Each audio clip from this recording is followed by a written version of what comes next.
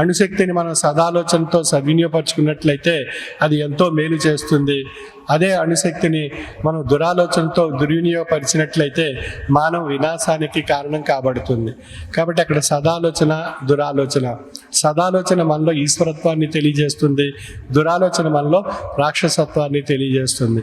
కాబట్టి మనందరిలో ఈశ్వరత్వం ఉందా, రాక్షసత్వం ఉందా అనేటువంటి నిర్ధారణ మన యొక్క ఆలోచన స్థాయిని బట్టి తెలుస్తుంది. సదాలోచన ద్వారా ఈశ్వరత్వం, దురాలోచన ద్వారా రాక్షసత్వం. కాబట్టి ఈ ఆలోచన యొక్క పరిణామాన్ని బట్టే మనలో ఎవరు ఏ తత్వం ఉంది, ఈశ్వరత్వం ఉందా, రాక్షసత్వం ఉందా అనేటువంటి విషయం నిర్ధారణ కాబడుతుంది.